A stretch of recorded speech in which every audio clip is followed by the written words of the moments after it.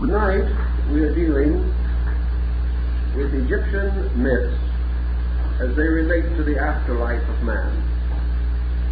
So we must clarify not only our knowledge or lack of knowledge of the Egyptian life way, we must also clarify the different positions and convictions held within Egypt itself during a long period of its history. We cannot say, for example, that the Egyptian believed this or that. At different times, the Egyptians believed both this and that, and several other things. A people developing a culture over a period of nearly 5,000 years passed through innumerable phases and moved from one cultural platform or level to another. Therefore, during the long course of Egyptian religion, nearly every belief known to man today was contemplated and considered. Some of these beliefs never came to flowering. Others mingled in strange chemistries to produce effects we would consider fantastic. Still others moved inevitably toward philosophy and ultimately to science. Thus we have among Egyptian remains evidences of nearly every phase of mortal thinking, from theism through polytheism to monotheism to atheism. It is impossible, therefore, to make some broad statement as to the way the Egyptian regarded his destiny in the universe. We only know with reasonable certainty that in addition to the development of indigenous beliefs within the structure of Egyptian society, Egypt was bounded by several other countries and also by other advanced cultures which variously contributed and modified Egyptian thought. We know of the effect of the great dynasties of Ethiopian kings upon Egyptian learning. We know also the impact of Semitic thought from the valley of the Euphrates. We cannot fail to recognize the late appearance of Greek modification. All of these and other forces, some of them probably coming from far Asia, influenced the gradual development of Egyptian religion. Egypt, as the cradle of Mediterranean civilization, also exercised in its own turn a powerful influence upon later cultural patterns. A great part of Mediterranean culture, including arts, philosophies, religions, and sciences, a great part was modified or changed by Egyptian culture. And we can trace Egyptian elements in nearly all religions of the region, including Christianity. Thus Egypt assumes a very important position in our thinking. And we must try to understand something of the experience through which the Egyptian passed in the development of his culture. Several Egyptologists insist that early Egypt was unaware of any monotheistic teaching, unless we assume such teachings to have been achieved in the nome of Heliopolis. Actually, there is much to indicate that the early Egyptians did contemplate the possibility of one divine being at the root of life. This certainly did have its day of recognition during the reign of Amenhotep IV, whom we know as Akhenaten. This pharaoh was a complete monotheist. But of course, this is attributed in part to the Semitic blood in his family. The Egyptian, we know, was early concerned with the state of himself after death. To study his art and the psychological impact of his numerous and diversified achievements is to come to one conclusion about which there seems to be no difference of opinion. The Egyptian loved life. He was not a person burdened with nostalgia or remorse. Even though in many periods he must have had a difficult time, his country was riddled with wars, his leadership was frequently inadequate. But above all, and in spite of all, he loved life. From the beginning, then, death was approached with a rather strange attitude. Death to the Egyptian was not a release from anything. He did not look forward to a blessed state in the world beyond. In the same spirit, death was not a reward for anything, because punishments and rewards were familiar to him, and he accepted them as part of his natural existence. We are not surprised, therefore, to find that there is no concept of heaven as we understand it, or conviction of hell as we fear it in Egyptian religion. The Egyptian realized that the individual had to depart from this world. Naturally and inevitably, the Egyptian also believed and required the belief that death was not the end of human experience. It seemed much easier, even to the early Egyptians, to assume that death was merely a separation of a being from a body. The body returned to the earth, or perhaps later was magnificently embalmed and placed in a gaily ornamented sarcophagus. The Egyptian was convinced that the soul within the body lived on. He did not believe that death represented any essential change in the nature, temperament, disposition of the person. It was a change of place only, not a change of essential state. It never occurred to him that death would transform the living into superior beings or inferior beings. He was not, therefore, inclined actually to worship the dead, because it would be like simply worshiping some relative whose limitations we already recognize.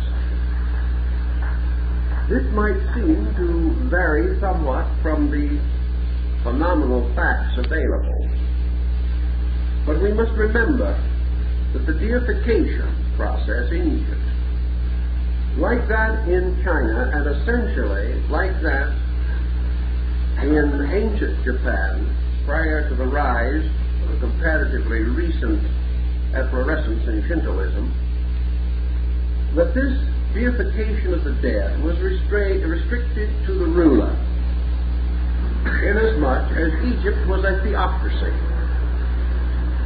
In Egypt, The king, or Pharaoh, was a god, was the embodiment of God, was the instrument of God in this world.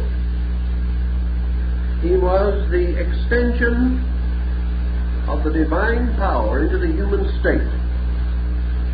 But early the Egyptian made another discovery, which affected him considerably in his psychology of life. He realized that the Pharaoh as a symbol and the Pharaoh as a person, these were two distinctly different things. Pharaoh as a symbol, as a concept, was divine. But Pharaoh as a person was not always adequate, not always sufficient to his own divine responsibility. Thus Pharaoh was an immortal mortal. He had divine attributes, and the concept was worthy of veneration and worship.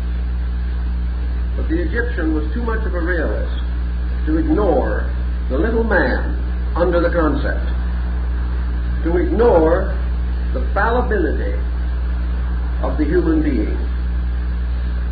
In his religious art, therefore, even the great monumental productions of the state, Pharaoh must also ask for forgiveness. And like the Emperor of China, he must seek with the same humility as his people the presence of the great gods. Pharaoh was required to be an initiate of the state mysteries. And if he was unable to meet the requirements of these mysteries, he could not rule. Pharaoh in Egypt was a term which could be either male, female, or both. The Egyptian descent of royalty was essentially matriarchal. The descent was measured from the mother's side and not the father. Very often brother and sister ruled together, therefore, as Pharaoh. And under such conditions, they were regarded as the visible divisions of an undivided, invisible power. Also, amazingly enough, if Pharaoh was a woman, she must wear not only male, but female attributes. And if Pharaoh was a man, he must also wear both male and female attributes. This is not uncommon in theocracies or divine states of government. The same is true in Tibet. The same was true in the rise of the Christian hierarchy, as the bishops, cardinals, and the pope wear vestments which combine male and female garments. Thus, if Pharaoh was a woman, she wore an artificial beard on state occasions.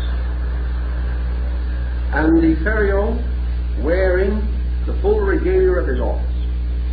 If he was a man, always wore suspended from his back the skin of a lioness, and was referred to as male before and female behind. Thus the androgynous concept of Pharaoh also early developed within the Egyptian consciousness.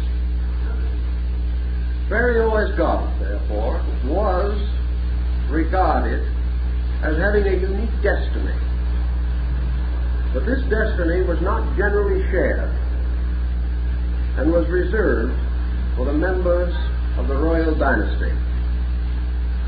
For the rest, the Egyptian did not have what we would term any tendency, any pronounced tendency, either to deify his dead or expect from them in another life attributes which they did not possess in this life.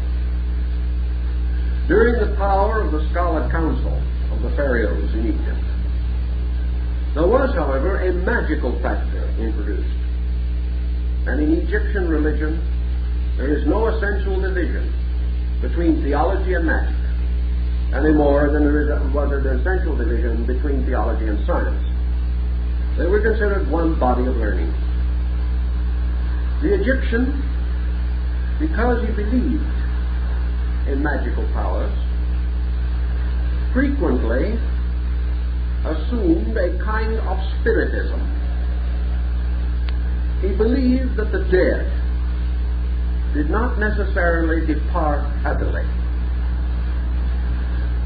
but if their bodies were returned to the dust and disintegrated,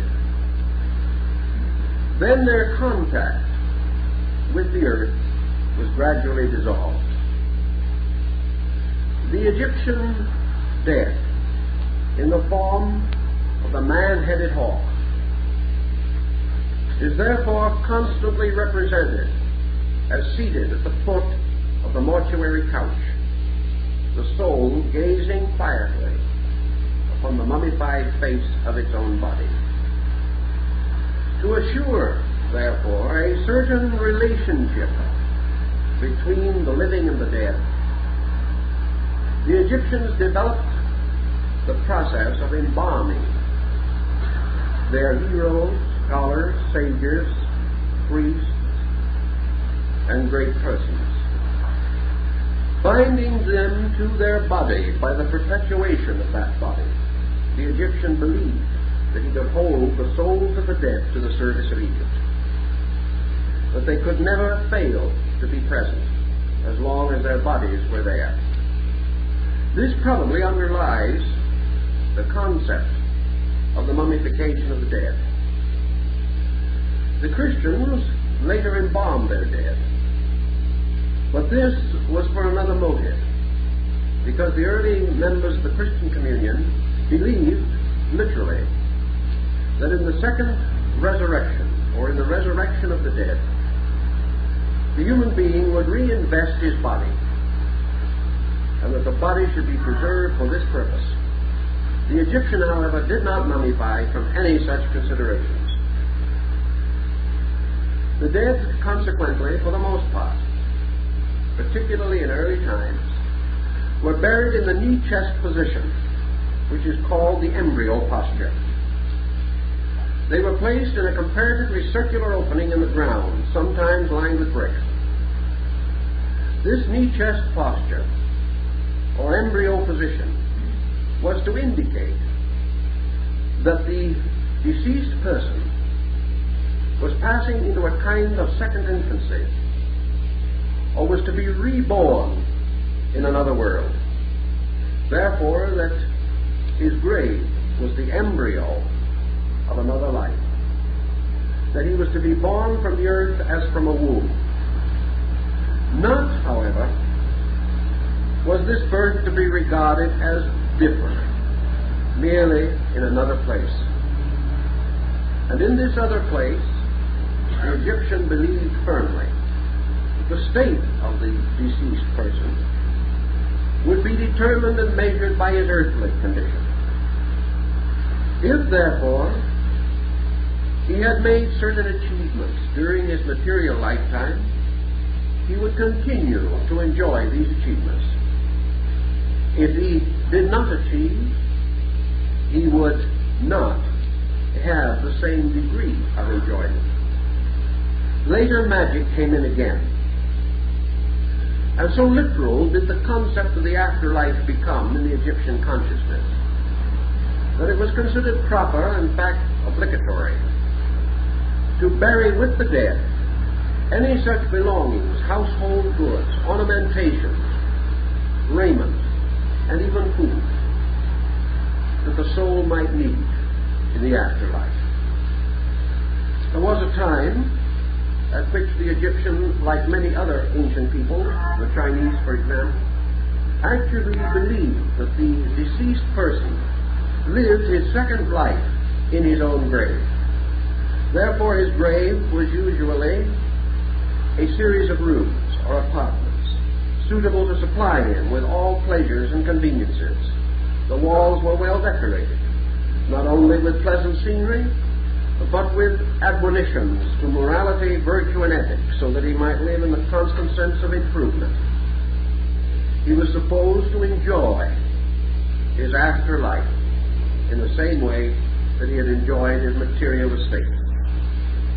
Later, the articles buried with the dead were reduced to symbolical equivalents, and it was believed that a tiny image of a servant was just as good as the servant. The Egyptian apparently had already learned to realize that in some mysterious way the utility of these objects depended not upon themselves, but upon the mind of the person who was deceased. If the mind of the dead vitalized these objects, they became useful. If this mind did not vitalize them, they did not become useful.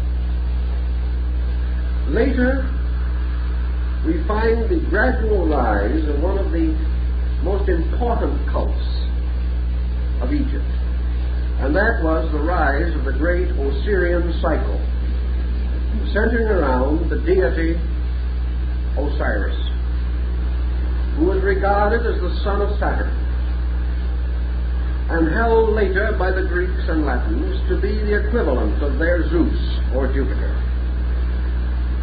Osiris, however, combined in one person the attributes of many deities, and a number of later mythologies borrowed phases of these attributes. The philosophy of the Egyptian about Osiris is probably more profound than we realize.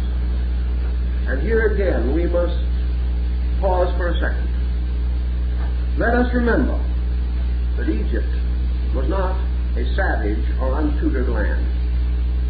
As we look upon the great architectural monuments of this people, we know that they were learned. We know also that we have a psychological tendency to discredit the learning of the past, or to depreciate anything that might cast a shadow on our own grandeur. But let us face it, the Egyptian was a civilized man. He was a thoughtful man. He had nearly every problem that we know today. We have this from the records. He suffered from high taxes and protective tariffs. He knew very much about debt. He had to borrow money at usurious rates of interest. He recognized property laws. He recognized social obligations. His courts were highly legislated and legalized. His jurists were well trained. His physicians were informed according to the best standards of their times. His scholars were educated. His philosophers were wise and noble. We cannot then assume that a man of this kind, or descent of such men, would over a series of thousands of years affirm the literal acceptance of fables and legends. We must more rightly observe that the sacerdotal mysteries of these people were concealed beneath obligations and oaths, and because they were part of the initiate system of antiquity, they veiled their doctrines in allegories and fables.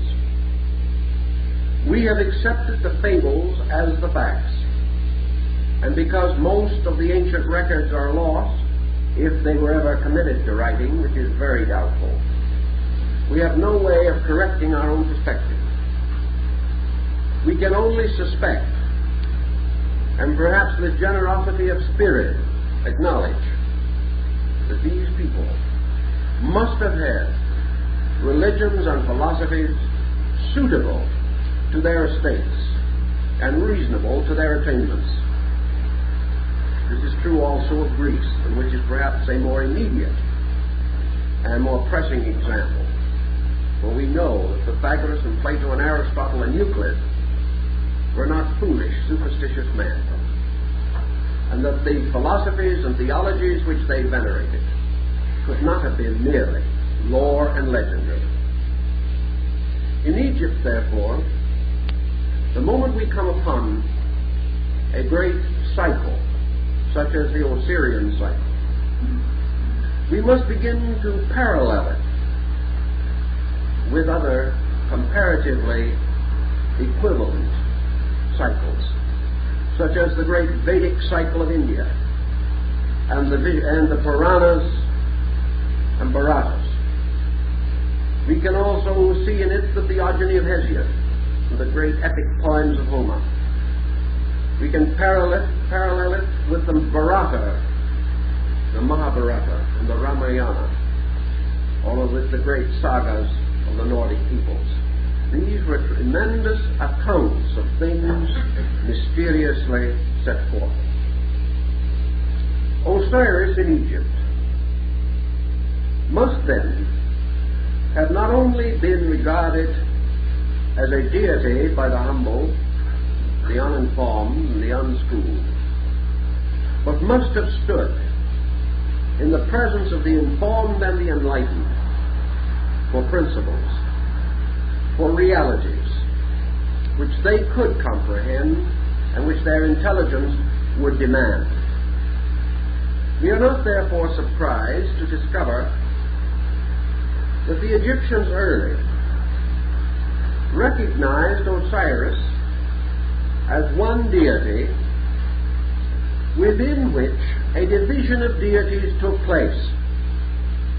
Isis, Nephthys, Anubis, Typhon, Horus.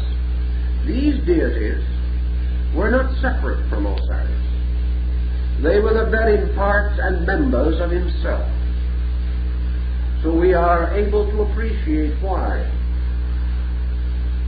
the 42 assessors of the dead in the ritual of the psychostasia are all supposed to have been aspects of the deity himself, the God within whom all these things live and move and have their being, and that gods and godlings are really not separate creatures, but phases or aspects of one creature, one being. And this being for the Egyptian of the Middle Period was Osiris. He recognized Osiris in 4 principal attributes or forms, and these in themselves should tell us that we stand at the gate of a great philosophy. Osiris was first Osiris Ptah, or my Lord the Light. Ptah was the light of the mind and the light of the world. But it was more than intellect. It was the light which enlightened intellect.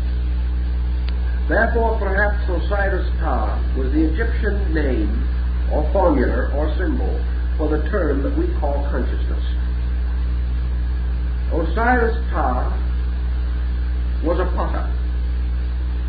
He was a great artificer, and he fashioned all things upon a potter's wheel in the nome of Memphis. Osiris Ptah fashioned first the great egg of the world, from which sprang forth both gods and men. Osiris Ptah was also the architect, the base and substance of those archetypal designs which are to be everywhere manifested through creation. Thus, the primary aspect of the deity was consciousness, containing within itself the design of all things, and manifesting that design through the initial action of creation, or as the Egyptian would insist, of generation. Because the Egyptians did not believe in spontaneous creations from nothing. They believed in eternal generations from antecedent causes. This is one of their basic tenets.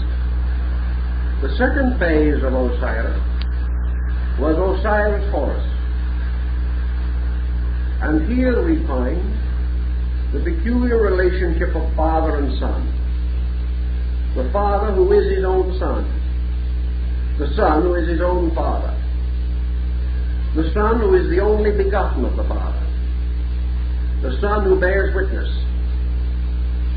The Son through whom the Father must be approached. The Son who must intercede before the Father for the souls of the righteous dead. Horus, therefore, in the Egyptian symbolism, is certainly a representation of what we call mind. Mind as the firstborn of consciousness. Mind as the eldest creature of reality and truth. Mind as the source of ego, or the existence of selfhood, so that all things in themselves and of themselves are sons of the Father, and that all things partake of this parenthood and bear witness.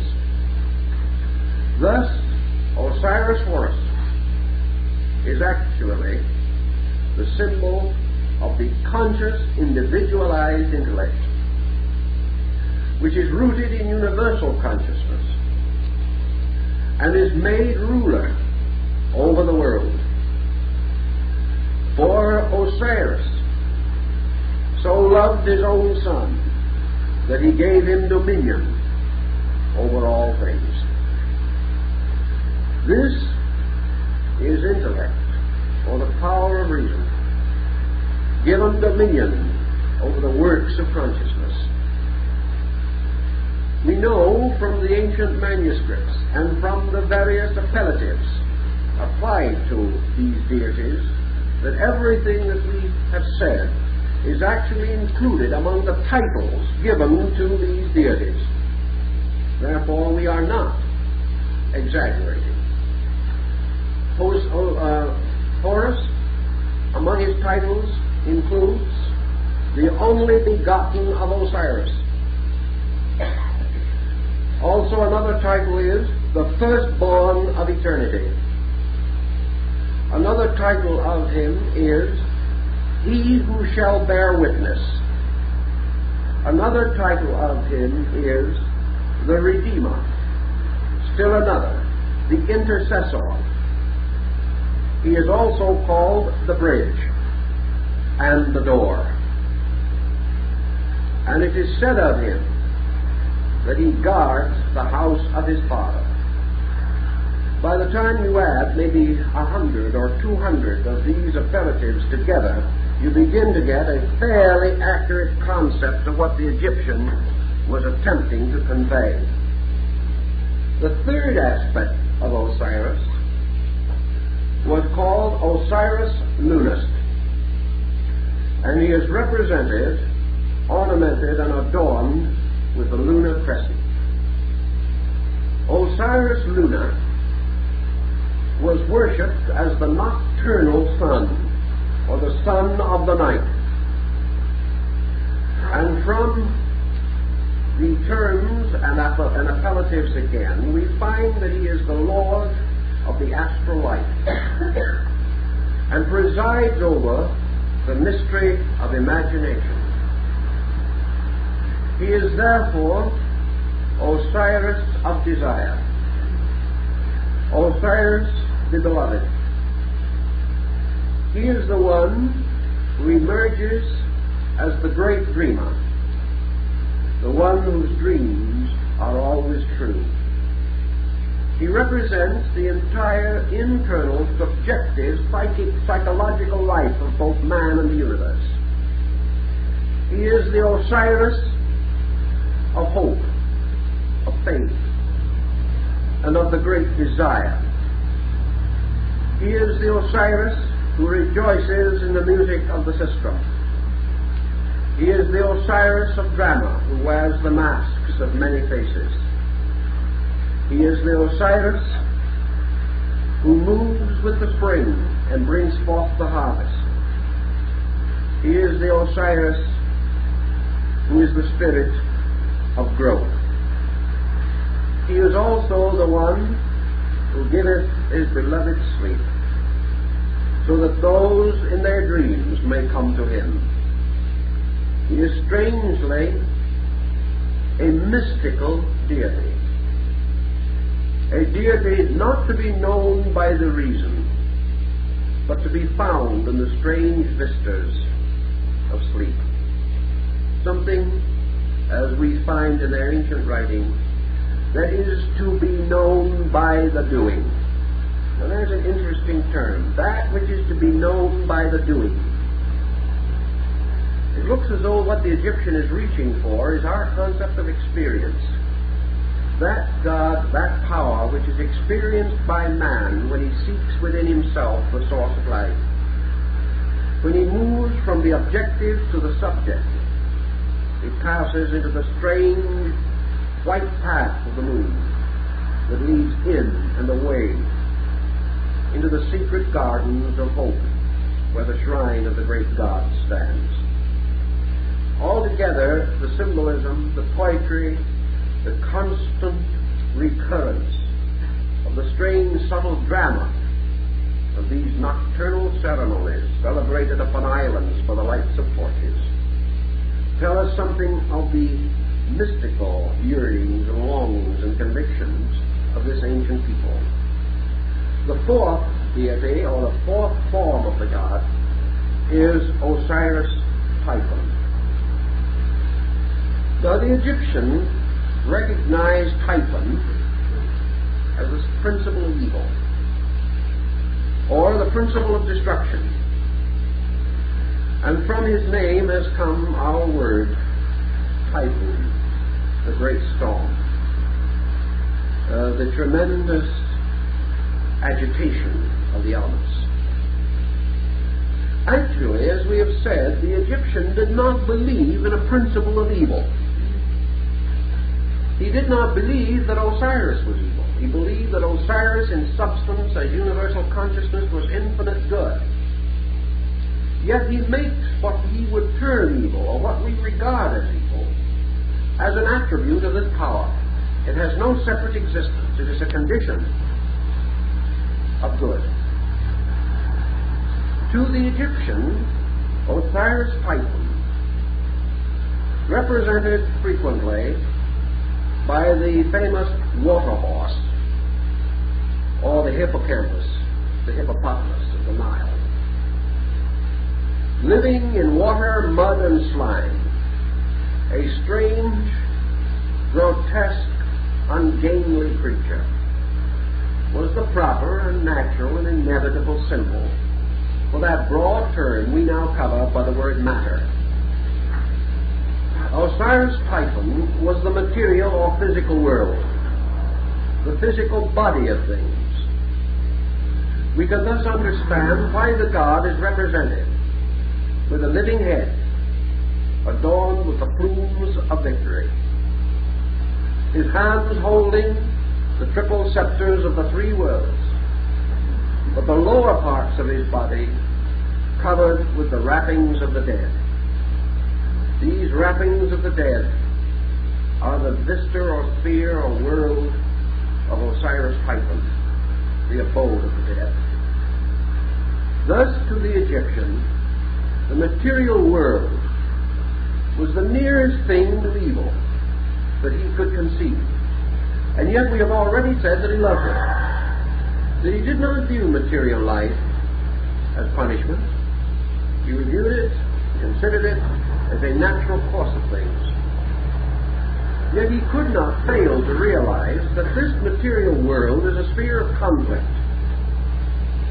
a sphere in which values are frequently obscured, a sphere in which life and death seem to be struggling constantly for dominion. And the great struggle of life and death is the typhoon. It is the tremendous whirlwind in the midst of which man finds himself. After the death of Typhon, who is finally overcome by Horus, this adversary takes upon himself the form of the great serpent Apep. And as the great serpent becomes the seducer, or the tempter, it is this fallen serpent which occurs again and again in their mythology. And in one of the later forms of the Egyptian ritual, the deity Horus is depicted holding a spear and standing upon the back of the serpent Apep, having driven his spear through the head of the creature. In another case, he is shown standing with one foot upon the serpent's head. And we are reminded of the somewhat similar, if though not identical, parallel that the woman shall bruise the head of the serpent, which we have in our Christian religion, and which becomes much more meaningful if we begin to understand the symbolism of Afterlife.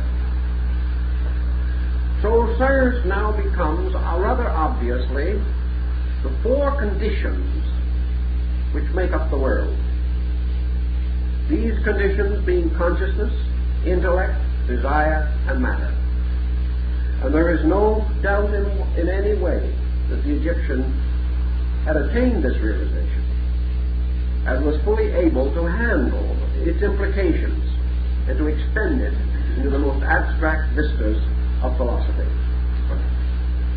Man, therefore, born into this world, came under the power of Typhon in one of his phases, attributes, or forms. As such, he became a subject, a vassal, or a servant of the prince of this world. Later, perhaps, the Greek emperors or the Roman Caesars. While here, he must render unto the emperor or to Caesar those things which belong to him. But he also must know that even this material world is part of the body of his blessed God, and therefore his religion and philosophy began to develop ethical and moral overtones. The struggle to restore the glory of his God in matter. The struggle to discover the glory of his God in himself. The Egyptian faced both of these decisions victoriously.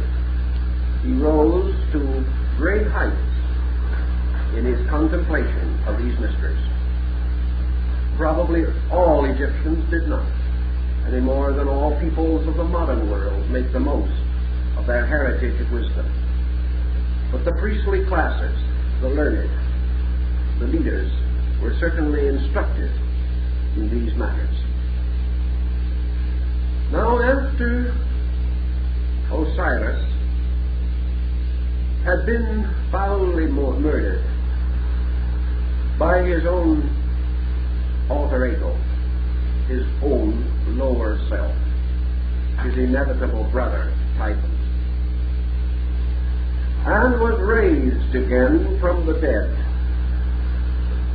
through his own son, the Horus. He became the Lord of the quick and the dead, judging righteous judgment over the beings of the three worlds. The lifetime on earth, the so-called, or the mortal reign of the god Osiris, was 28 years, which was the length of his duration, and which Plutarch suggests may be a subtle allusion to the cycle of the moon. After his death, he was divided. His body was divided into 14 parts. Some say 28 again. These parts were scattered throughout creation. And the pilgrimage of Isis, again, the wife, sister, other self of Osiris, gives us another dimension of this strange belief. When a brother and sister rule in Egypt as Pharaoh together, each referred to the other, not as Pharaoh, not as brother, not as co-regent, but always as myself in another.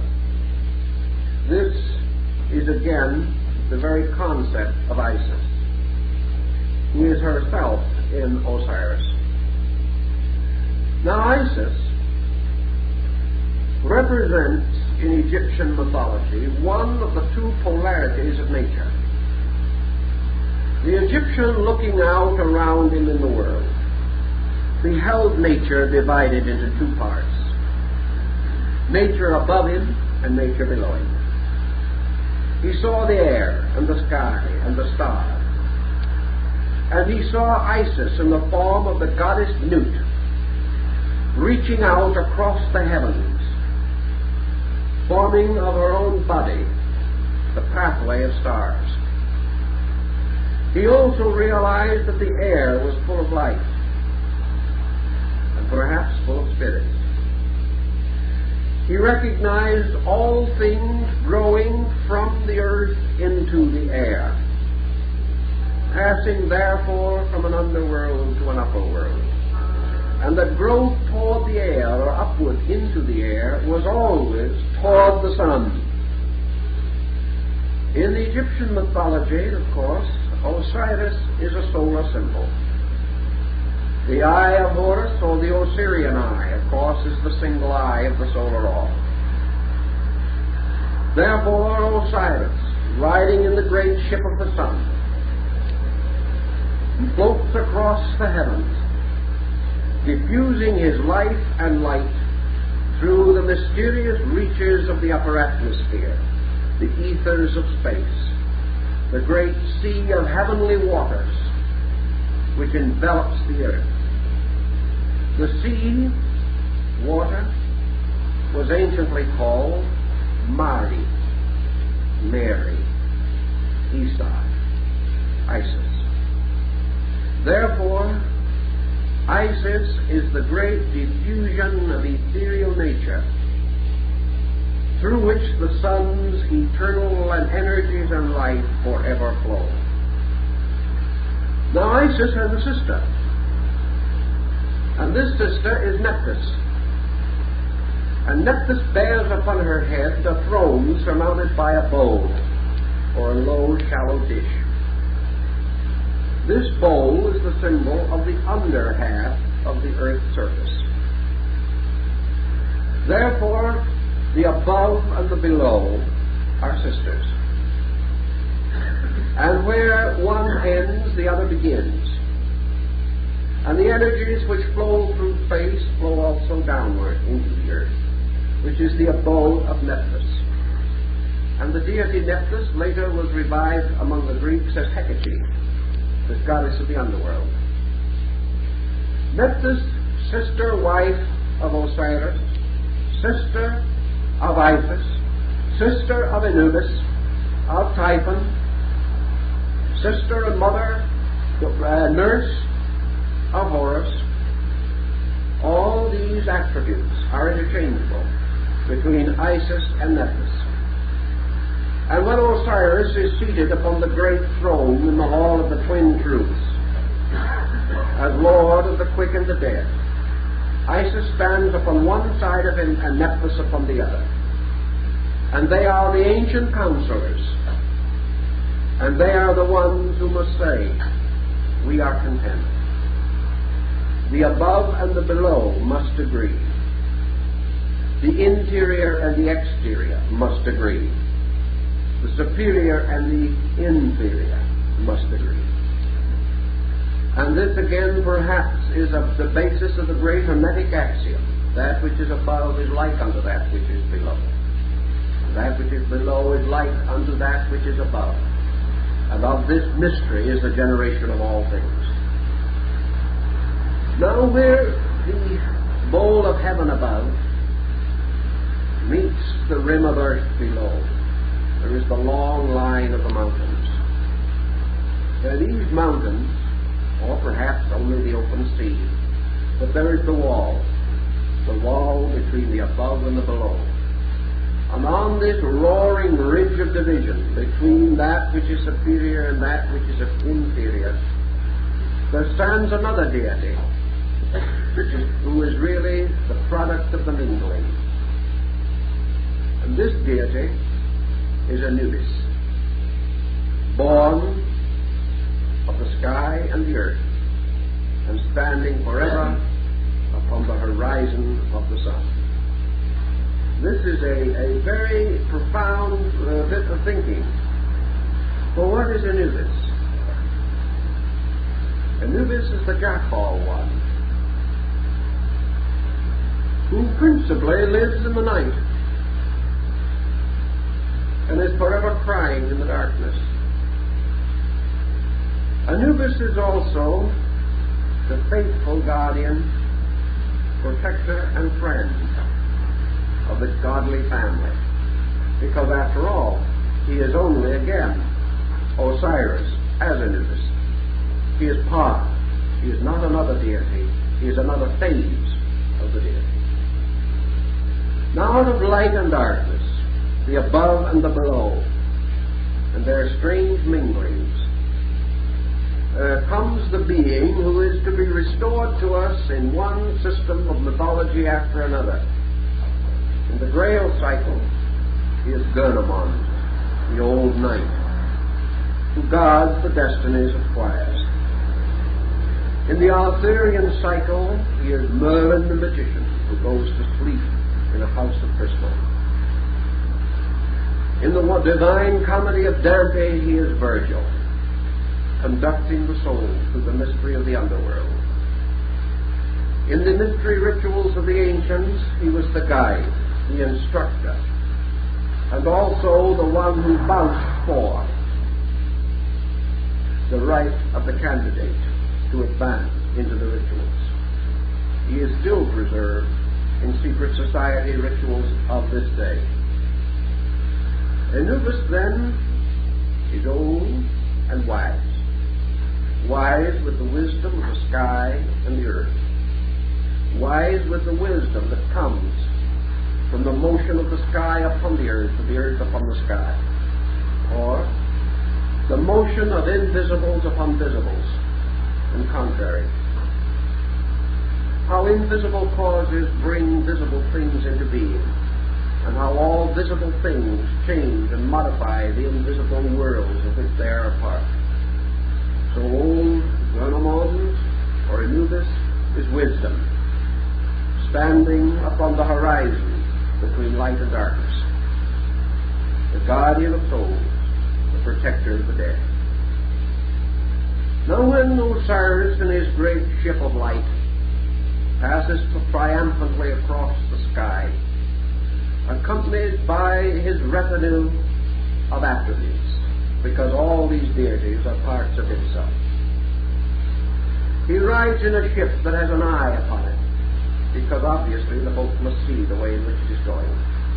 The Chinese do the same thing. They always put a pair of eyes on the front of their junks, because obviously ships will want to know the proper direction of travel. When the ship comes finally to the great gate of the west, it descends into the underworld.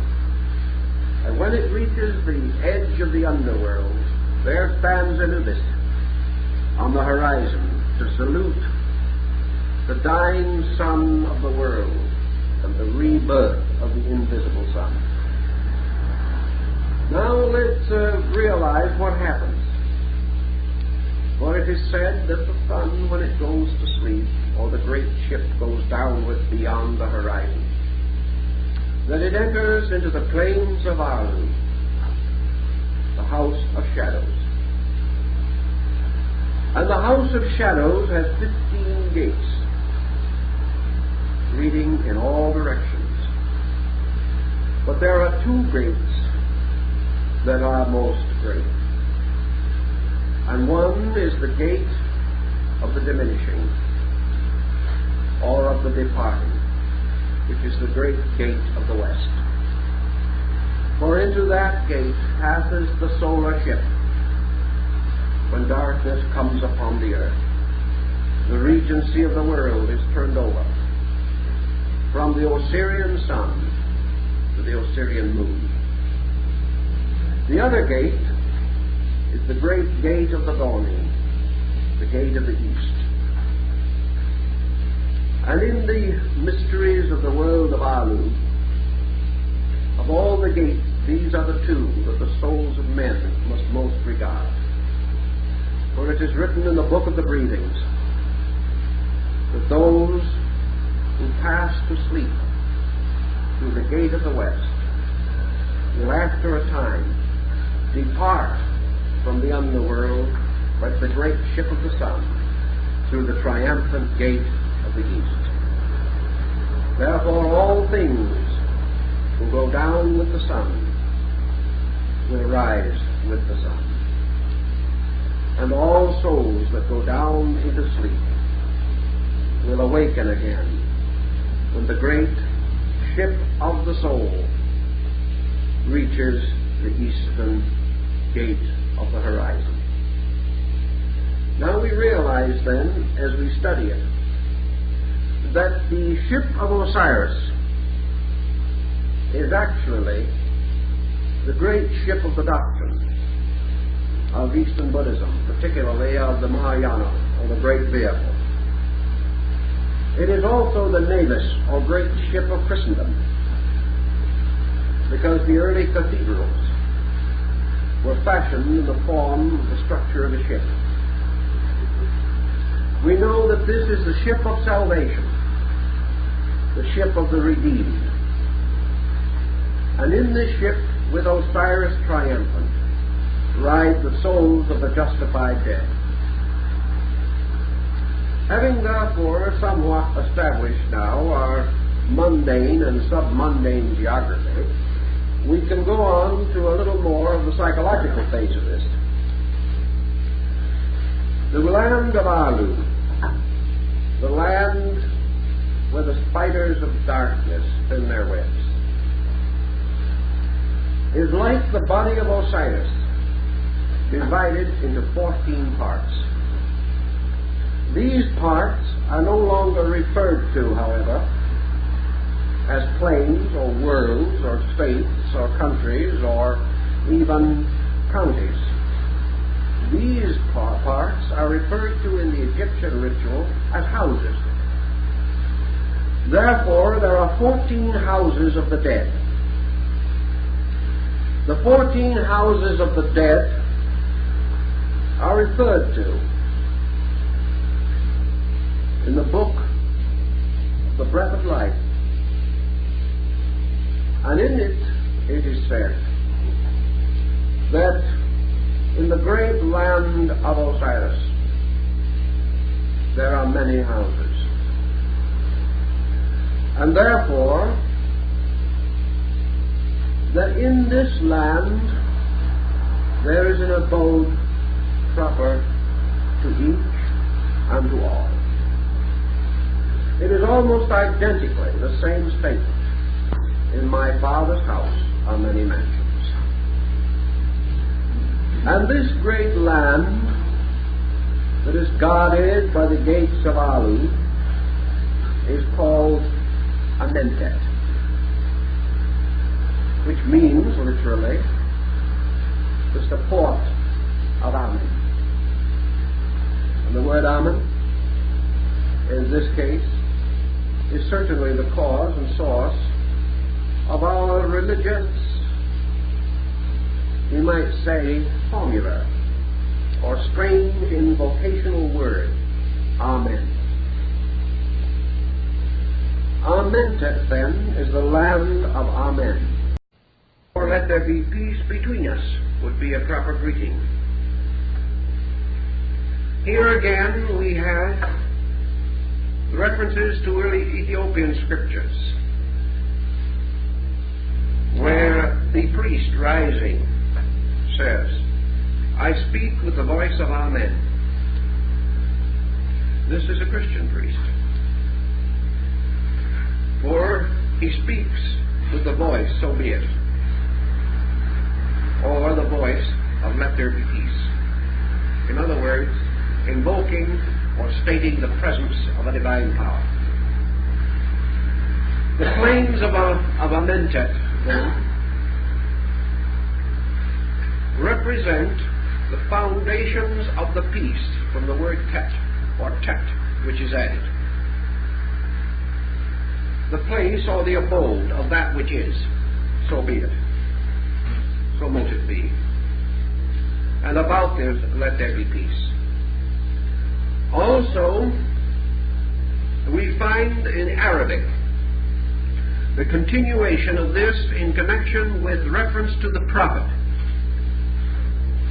For whenever a pious Muslim uses the name of the prophet, he always adds his equivalent to this thought. For he says, Muhammad, upon whose name be peace. let it be so. It is. So be it. And this carries the entire concept, strangely enough, of Amentet, which means the peace of Ammon, or the place which Ammon has provided. The place, so be it. Now within this tremendous concept of another world or another life, we have many, many divisions. And because of the very same circumstances that affect our modern religious thinking, perhaps the Egyptian was more astute than we are, because instead of saying that heaven is a certain place and having another man disagree with you and saying it is another place, the Egyptian assumed that both men were right, because there was more than one place. You had the place you wanted, another man had the place he wanted. You could not say that heaven is like this or heaven is like that. Heaven is that which is, and so be it. For each man, so be it. It is strangely a world of deserts, of things expected, things presumed to be true. Whereas in the material world, the great hierarchy of the priests, who were referred to in ancient times as the voices of the Great One. Instead of a world of priests ruling over this other world, Osiris was himself the great priest king, the psychopomp of souls, the Pharaoh, the immortal mortal, the God King. This was his world, his land. And why was he there? Because he had been foully murdered. Because he himself had been cast into darkness. Because his heavenly kingdom had been taken from him. And because he felt the great pain of sorrow. He was Lord of the dead because he had known death. And because he had known death, he bestows life. And he bestows that which he knows. And he redeems because he has been redeemed and has risen triumphant over death and is therefore King of death. We find exactly the same concept in the Maundy ceremonies and services preceding Easter, where death rules the world for 3 days and 3 nights, where the candles are extinguished upon the tripod altar, where the disciples depart from their Lord and leave him in the darkness of the great pain. And therefore, in the Osirian cycle, death destroys death, overcomes death, and Osiris sits throned as the guardian of souls through the mystery of death. He has walked before them. He has left his marks upon the earth. They follow in his feet, or according to his steps. They return to him. They become him. And he carries them across the mystery of the other light. In the plains of Arlu, or in the great house of Amentet, there is the judgment throne, the magnificent abode of this Lord who is beneath the earth. The Egyptians sometimes represented Osiris as a mummy lying upon a low couch, and from every part of his body is bursting, growing grain, wheat, barley, all kinds of things are growing from him, because he is the life that is locked in the earth. He has descended into the earth. And from the earth he is forever escaping. And he escapes through the souls which turn to him and receive his way of life. Thus in the underworld there must be quite an empire envisioned. And on the threshold of this empire is the great experience of the transformation. For the Egyptians liked to think of death under the term transformation. They did not like the idea of mortality at all. Therefore it was the great change from one thing to another, from one place to another. And to prepare and appropriately devise this occasion, the Egyptians had their magical mortuary rituals. With the Tibetans, these rituals were usually imparted before death. In Egypt, it was assumed that the soul, in the form of the ka, which locked within it the binu, or rational part, when this being, seated like the bird upon the tomb, could read the inscriptions, listen to the sounds, accept the instruction, and be guided thereby. Because of the fact that the Egyptian was also a rather conventional man in many things, the religious ceremonies of death were very elaborate. But the Egyptian was not much of a mourner. He was not much given to sitting around and wailing, because he could not conceive that death was bad, or the good gods would not have permitted it. But he had to show certain sorrows, certain respectable grief, things of that nature. So he simply hired professional actors to do it for him. And when an important person died, a request was sent for a suitable cast. And a dozen, 20, 50 expert mourners were engaged. These had no idea who was dead, but they howled uproariously, beat their brows and tore their garments, which were replaced afterwards. This was ceremonial, but it is not at all certain from any of the experiences that the Egyptian grief was more than a private thing. Naturally, the Egyptian missed those whom he loved. But he did not grieve for them. He grieved for himself because they were gone. He was sorry to lose them. It never occurred to him that they were badly off or had any particular need of him. As one of the Egyptians says of one of the dead, "Thou hast so little need of me, and I so much of thee." And that was his attitude. If there was any real consoling to be done, it should be bestowed upon the living. They were the ones who might have to change their ways of life, might have to make adjustments, might have to bring up children fatherless or motherless. They were the ones who had the harder part, because actually those departing followed the way of all life. It was just as natural and normal as changing your clothes. And it was the larger sorrow for those who remained here.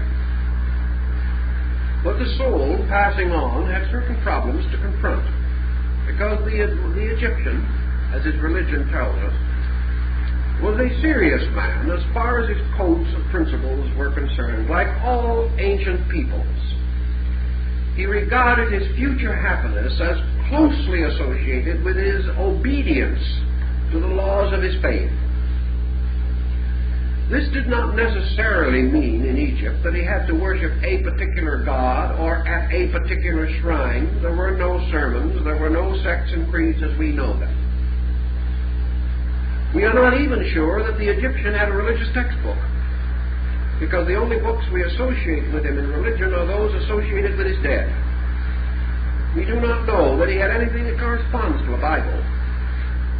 We do not know that he had any version available to him of words attributed to his God or anything of that nature. But he was permeated with a code that extended throughout his culture. And this code was a very simple one, essentially. It was a code to keep the law, both the law of God and the law of man, to live uprightly, to pay his debts, and to leave this world a better place than he found it, if such was possible to him. That he should not have inordinate attachments, unreasonable desires, or selfish ambitions. And the great negative confession of the dead, as found in the book of Coming Forth by Day, tells us that if he in any way took seriously this tremendous credo, he must have been a reasonably honorable man, because I doubt very much if anyone could say upon obligation and oath today that he was doing it well. Now the Egyptologist laughs it off, and we must give him his due, because you will hear from him again someday. He tells us that the Egyptian never attempted to live it. If he did not attempt to live it, then his entire religion was a travesty. And we are inclined to doubt that that's possible. Men do not build such tremendous things. They do not sacrifice for so many centuries, bestowing all that they have upon the glory of their gods, simply because they are not believers, or because it means nothing to them. In Egypt, as in modern Israel, men built first the temple, then the home. And that is the concept everywhere in that world. We cannot believe that it was totally insincere. More likely, more reasonably, the Egyptian realized, as we all realize, that he would fall short of perfection. But like us, he had a hope. In fact, he had several hopes, some of them rather concrete, at least to his thinking. One was that the world was ruled by a God who had suffered and died as he would suffer and die, betrayed by his own brother. Furthermore, that this God had given birth out of himself to an eternal Son, his own beloved and only embodiment, and that this Son was an intercessor for the souls of the dead, and that the Son, speaking to his Father, asked forgiveness for those who fell short. The Egyptian also believed that a degree of failure was not as catastrophic as it would be in a different type of religion. Because, remember, he believed that there was a gate of the west through which he would pass into darkness, but also another gate in the east from which he would be reborn. He therefore held the doctrine of rebirth, and this gave him a conviction that perhaps he was not intended to be perfect all at once. He was rather intended to do as well as he could and be able to honestly say that he tried, and tried hard. And that seems to be the principal thing required of him.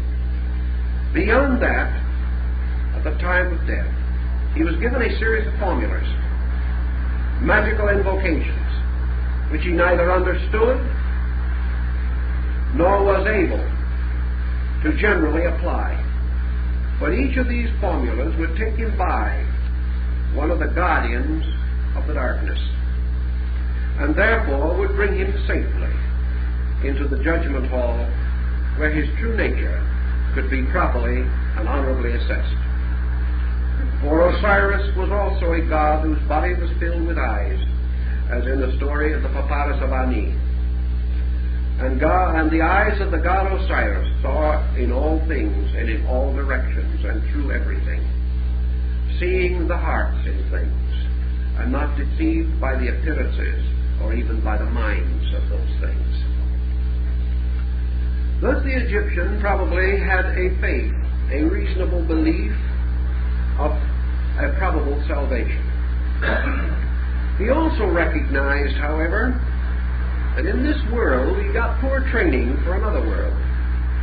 Long before it had ever occurred to the majority of Western men, the Egyptian was beginning to estimate the problem of what he was going to do when he got into these wonderful houses of Amentet.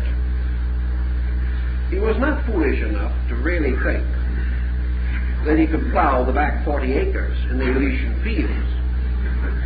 He was not so completely lacking in imagination that he assumed that he could continue forever to have his slaves or to build monuments to his own memory, which may have been one of his principal avocations during life. Speaking of all this monument building, there is another interesting thought. Records have been found to indicate that all these great monuments were not necessarily testimonials to egoism, because the records tell us that there were great famines in the land, or that the Nile failed, and that the crops failed, and that there was no work for men. And one of the edicts says, and Pharaoh say, that no man can be honorable if he is merely supported by another. Said it is wiser to provide work out of the treasury, so that all men will still be paid for what they do, and idleness will not be rewarded. Now, we could bear that in mind on a number of occasions. Pharaoh apparently did have a God whispering in his ear at that moment.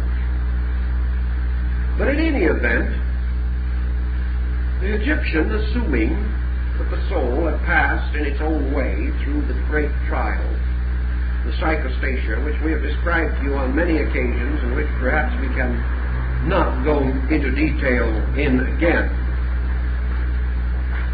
The psychostasia does not represent an arbitrary code. The psychostasia did not mean that all men must pass the same test,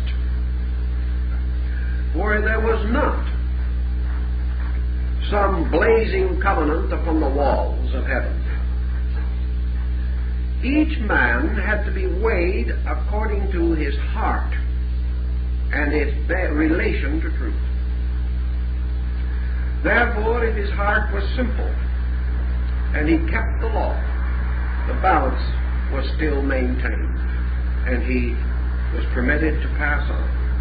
Heaven was not for the scholar alone, for the wise man, or for the man who had cultivated virtues knowingly all his life. The great judgments all also found it good to weigh the heart of the simple man and reward him according to his simple works. No more was requested. He was not expected to know what truth was.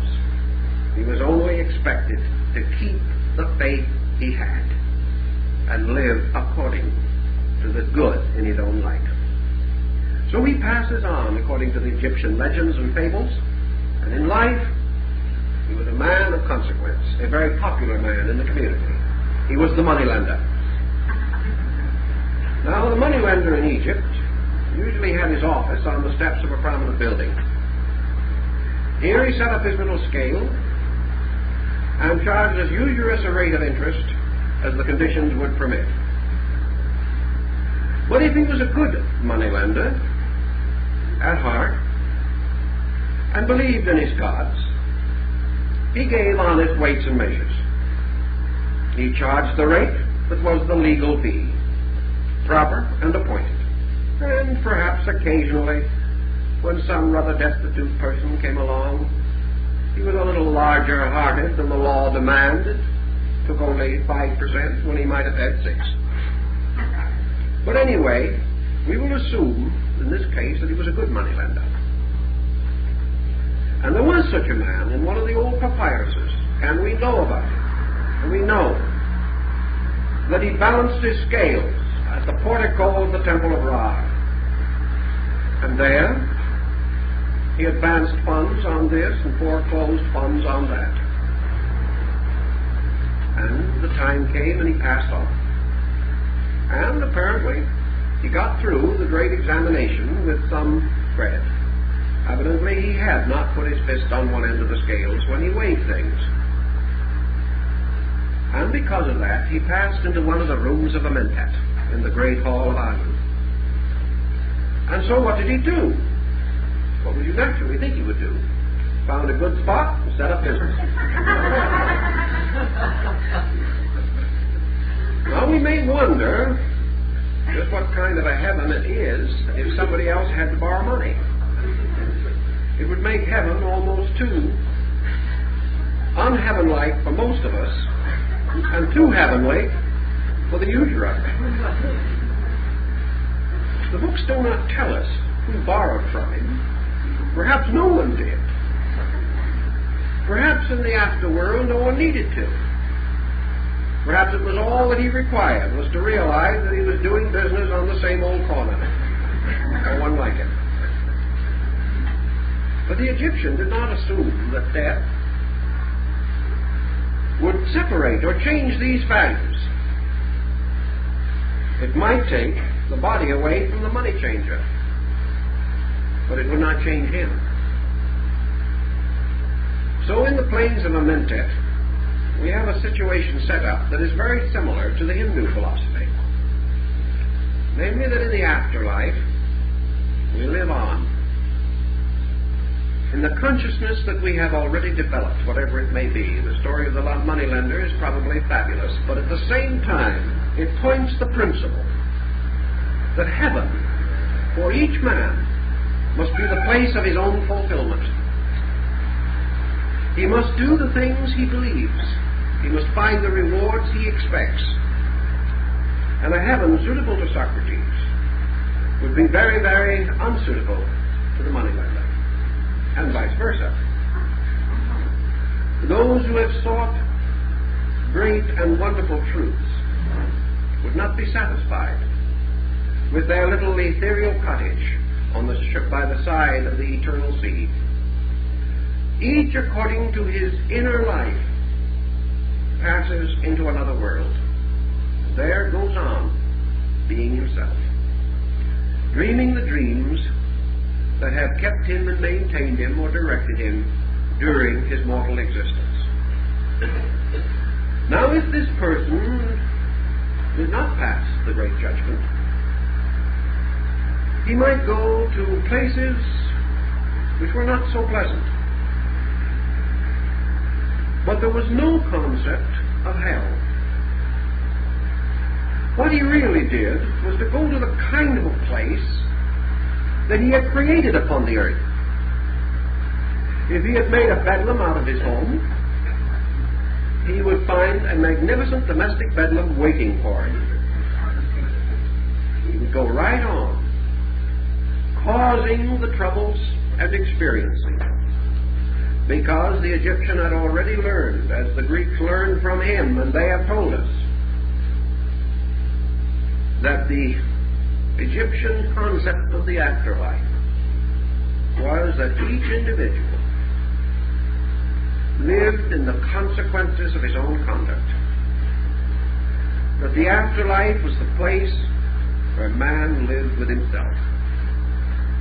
That after the body was no longer there, and his faculties were no longer objectified and focused upon material things, this focus of power moved inward and settled within the magnetic field, so to say, of his own emotional mental life. Here the individual came face to face with himself. Here he had to get along with himself. And if the way we do it here is indicative, it would be well possible that over there he might have troubles at times. The individual who did not have a nice self to get along with was miserable. The individual who died in the excesses of dissipation, of selfishness, of greed, this individual had to face the sorrows which he had caused. Not because some deity did it, but because within himself was a tremendous complex of destructive forces from which he was not separated by death. This went on with him. This was the demon that tormented him. This is the power of Apep to beguile him. For he had fallen under the illusion, had failed to serve the gods, and had failed to seek the good. And for these failures, he must live in darkness. Now, in the Egyptian mythological concept of the afterlife, the lowest and the most negative of all these houses in Amentet was the house of the great sleeping. If the individual had within himself no light, no dream, or if in the terms of the ancient times he died denying the gods and denying his own sharing in them and denying his own part in the afterlife, this had no essential effect upon his drifting into this world beyond. But it meant that he drifted there with a state of internal rejection. As the old texts tell us, this man, though still alive, refused to live. He said, "I am dead," and never questioned who was saying it or how the dead could know that they are dead. He had preconceived his own destruction, his own annihilation, or through the evil of a conscience had declared that he was not fit to live.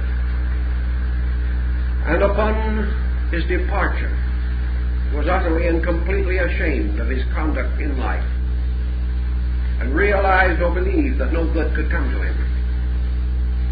Such as these, according to the Egyptians, were like those described in the visions of Aeneas, sleeping in the darkness. They were sleeping in strange, dark recesses, and when some came among them and shook them, they mumbled, "Disturb me not, for I am dead." And the Egyptians said that the only person who could say this was the person who believed in death. That death was a believing in death, and that there was no death but that believing. But having believed and being convinced of belief, man defends the belief with his own life. He cannot destroy himself. Therefore he can only decline or reject the conscious existence of that which he is. So he sleeps.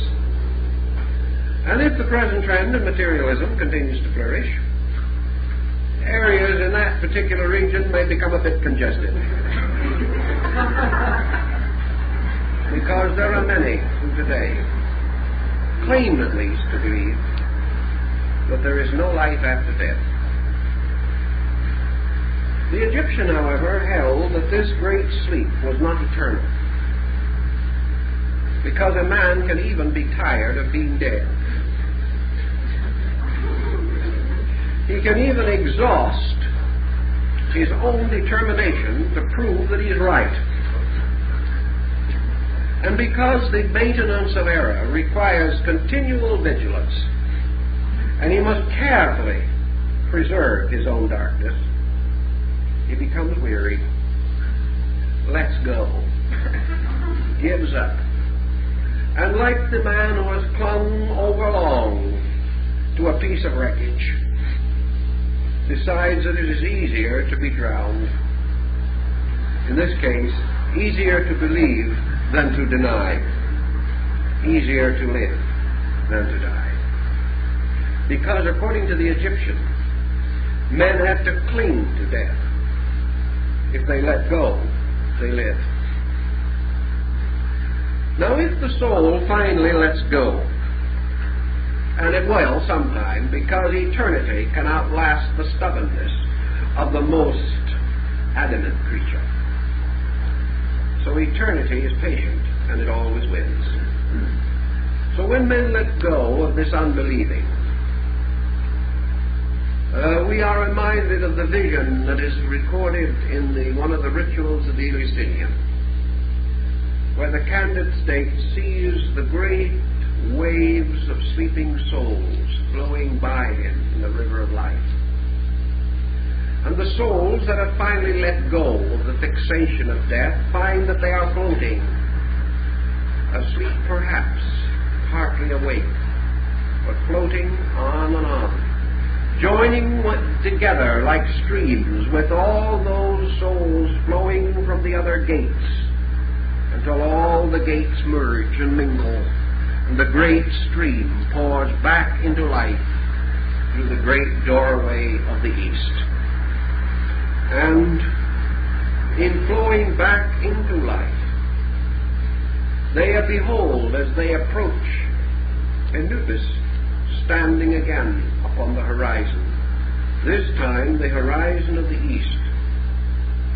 And we are remembered of a certain symbol of two St. Johns standing at the equinoctial and solstical points of a sphere. We are reminded of the gates of the east and west. And here Anubis stands ready as a bandmaster or the leader of a parade to act as the psychopompus or the herder of the secret and sleeping souls. And as they gather at the gate, dawn comes, and out of the great stream flows the wonderful ship of Osiris, the luminous bark of the dawn, and in it is the god surrounded by light. And upon the ship are the souls of the redeemed. They flow with him into the great mystery of the day. Therefore, life, birth, is a coming forth by day. Death is a going forth by night. And there are 2 nights and there are 2 days. And both kinds are parts of day because they belong to the mystery of the sky and the air, are in the keeping of Isis, mother of mysteries, who must give birth to the man-child for the salvation of the world. And those who come forth by day come forth under the patronage of the mother, and they are born.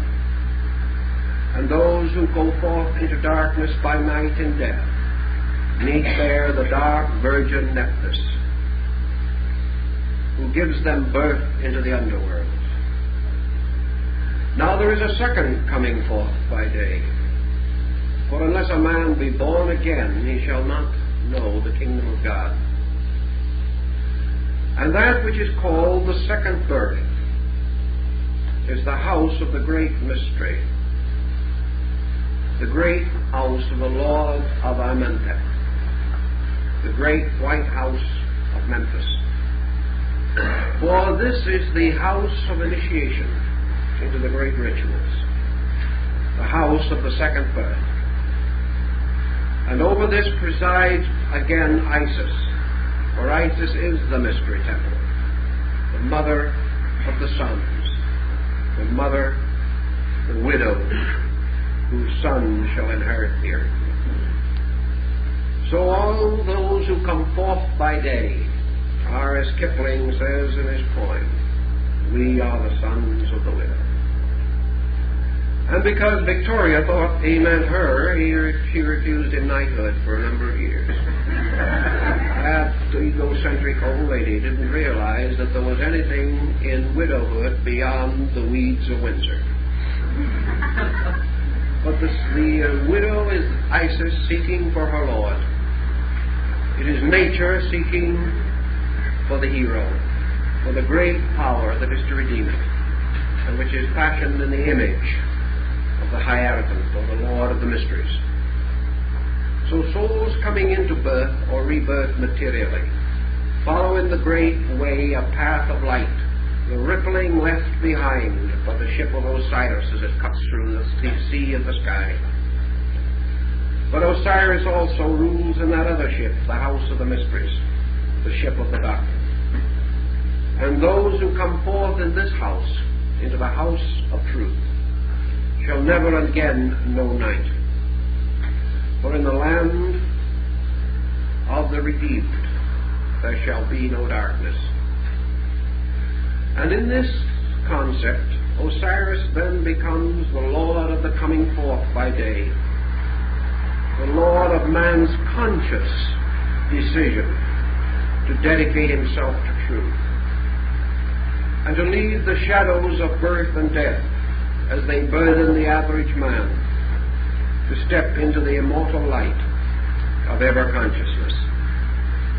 And those who achieve this immortal light are the Hashesti, the radiant hawk-headed ones. For the hawk is the Egyptian phoenix, the symbol of the reborn, that which has risen triumphantly from its own dead, for the phoenix is born from its own body. And these, the Hashesti, become the luminous ones who ride with Osiris in the ship of the sky. And they are the ones to whom he gives dominion over the air and the earth, and over the powers of the sun. And they are the ones who in the last great war shall form the army of the enlightened, and shall end forever the power of Apep, the serpent of darkness, the symbol of illusion. For light alone, the light of the soul, rescues man from illusion. So the Egyptian believed there is an overworld of truth in which the sun, as light and truth, rides supreme. There is an underworld of darkness, which is only illusion. And as Akhenaten himself said, actually, death is only a dreaming from which men waken into the love of God. So we cannot say the Egyptian was not a pious man, or that he did not have a wonderful and beautiful philosophy if we wish to look for it. Everything depends upon the way we approach it. 600 years before the beginning of the Christian era, Thales of Miletus was raised to great honor, and naturally, desiring to be a good citizen of Greece, he went to study in Egypt. Another great Greek, Solon, appointed Archon of Athens, and confronted with the problem of the mortgage stones, which had wrecked the economy of Greece, went to Egypt in search of wisdom. Pythagoras beat his body against the temple of Thebes for years, begging admission. The ancient world of the Mediterranean made its long and constant pilgrimage to the temples of Egypt, because men realized that there was a strange knowledge about the reality of things. And they knew that the Egyptians, under geometrical forms and solids, made likenesses of all their gods, and that they mostly were wise in the mystery of the soul, the journey of the soul through life and death, through darkness, the underworld, and out again into the great light of day through the blazing gateway of the east. So the ancient Egyptians recognized three conditions. They hailed Osiris at his rising, saying, "Behold, he is the dawn." They venerated him at the meridian, saying, "Behold, this is the light that casts no shadow." For at noon there is no shadow. And they hailed him the third time, "Great Osiris of the sun in its setting, we venerate you, we adore you. For you are in your dawning the creator of all things, and in your meridian the preserver of all things, and in your setting the transformer of all things, from one life to another." And the Egyptian also declared that there are three stations of the underworld: the gate of the west, which is the beginning of darkness, and is at the horizon of the double truths. Then there is the nadir, midnight, darkness, the lowest and deepest point of obscuration, where only the lunar Osiris floats in his little ship of the crescent orb. Then there is the third gate of the underworld, or the third station, which is the east, where the soul comes forth, perfected into light. Therefore, these three steps represent the 3 degrees of the mysteries by which men are regenerated, and the 3 degrees of life. For man must overcome not only the body, which is the west, but his desires, which are the south, and also his thoughts, which are the east. He must master them all and conquer them and pass through them into life. Now, if the Egyptian had this type of belief, I think we can appreciate how it profoundly influenced the rise of many other systems, including many phases of Jewish philosophy. In a very ancient inscription to Osiris, found in Egypt at a long and remote time, long before the captivity of the Jews, there is an inscription which says, "Hail, Osiris Eloha." Now, that is a peculiar thing to find in Egypt, because Eloha is, of course, the root and source of the term Elohim, or the name bestowed by the ancient Jewish people upon the creating power. The great division of Judaistic religious philosophy is based upon the Elohistic concept, as opposed to the later Jehovistic. So that Osiris Eloah, or Osiris Lord, indicates perhaps that from the temples of the Egyptians, it may well be true, according even to the biblical story, that Moses learned a great deal, for it is said of him that he was learned in the wisdom of Egypt. We know that the tabernacle of the Jews was patterned upon the Egyptian temples, and that the Ark of the Covenant is magnificently traced in stone upon the walls of the Temple of Philae. These parallels may cause us to assume that out of the mysteries of Egyptian religion came many things. In ancient Syrian and Assyrian culture, and perhaps as late as the apocalyptic writings of St. John. For the judgment in St. John is certainly the psychostasia of the Book of the Dead. The judgment, the division, the restoration, the spiritual life of man over the darkness of the grave. We have comparatively few legends about these things. We know that in the psychostasia, at one period, it was believed that those who failed were devoured by Typhon, who was present at the great testing, and who swallowed up the soul of the imperfect dead and voided it through his body. Of Typhon is the hippocampus, the creature of the Nile, the symbol of matter. Then that matter should swallow up the imperfect dead is almost a complete statement of rebirth, because Typhon was the lord of the objective material world, and he reclaimed those who failed in the test. Here we are again reminded of an interesting line in the Apocalypse, about which there has been much controversy, but it is perfectly good Egyptian philosophy. Whoso overcometh, him will I make a pillar in the house of my God, and he shall go no more out. This is a peculiar statement, but it parallels identically the concept of Typhon. In other words, those who do not overcome must go out again.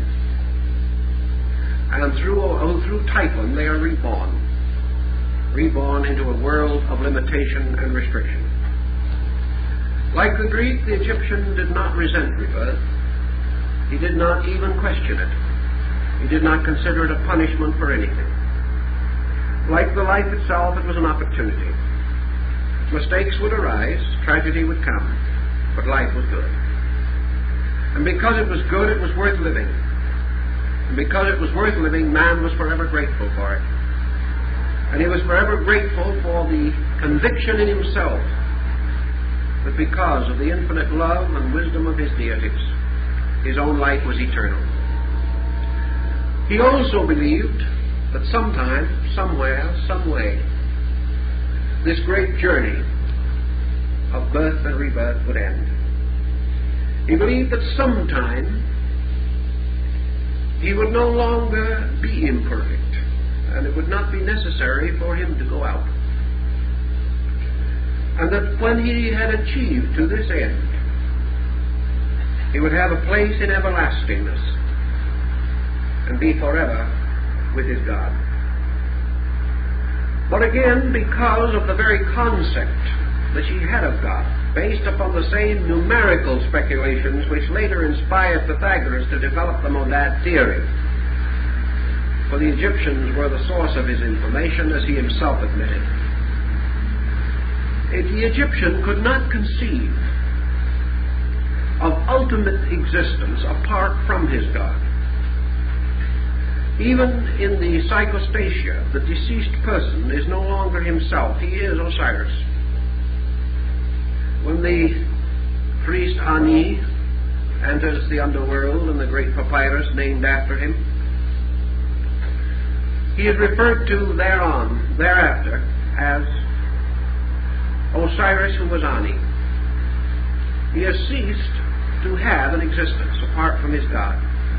He has returned into a nature in which there is no essential division between himself and the divine. This is apparently an implication of a superphysical state. He stands forming the aspect of the Ka, which is the symbol that he is a soul, a being out of body.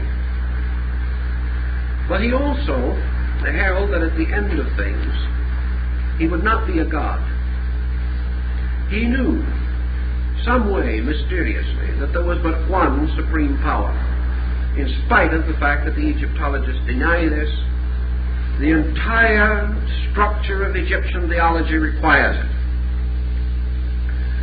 And therefore, he must end by identification.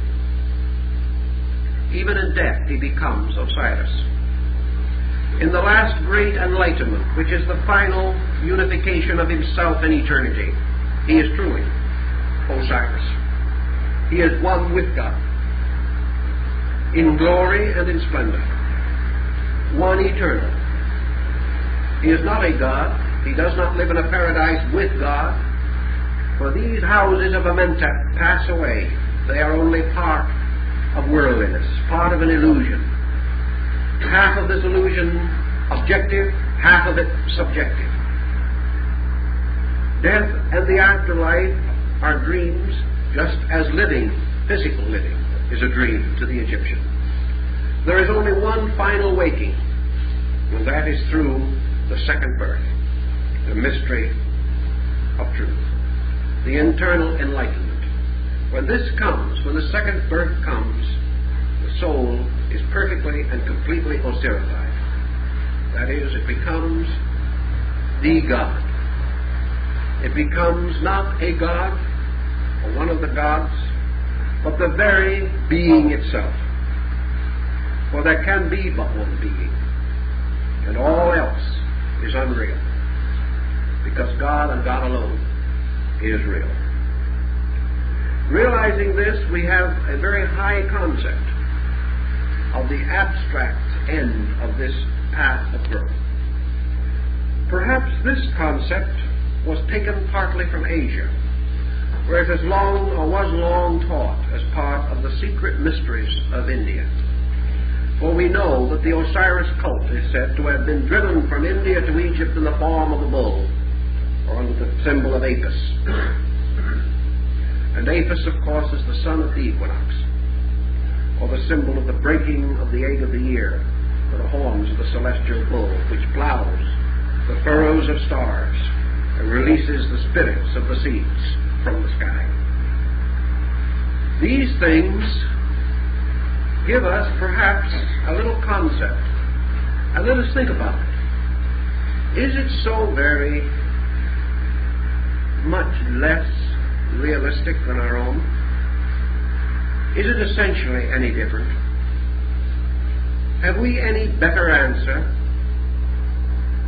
Do we have any nobler concept than that we shall pass into a compensation or a condition suitable to ourselves, and that we shall live to grow and to learn until finally we merit enlightenment, and that through this enlightenment we become one with God? It seems to me that it would be hard to fail to see the essential sublimity of this concept, and perhaps even to admire the tremendously adroit use of symbols, so that profane centuries could never solve the mystery. And like the secrets of the glyphs themselves, the sacerdotal secrets are locked in shadows, in statues, in carvings, and in fragments of ancient papyrus. Yet if we are inclined to assume that they knew little and we know much, perhaps this is only what Hermes predicted over 2,000 years ago, when gazing upon the ruins of Egypt, he declares that the time would come when races and nations would rise and would really and honestly believe that the Egyptian had no ideals and no dreams, that he did not understand, that he worshipped beasts and birds. But Hermes pointed out that those very ones who accused him would also be worshipping beasts and birds of some kind. That those who did not believe he knew would themselves be bowing down to false gods. So perhaps Hermes was not so far from it. In any way, this gives us perhaps a little panorama of the Egyptian life way as it relates particularly to life after death.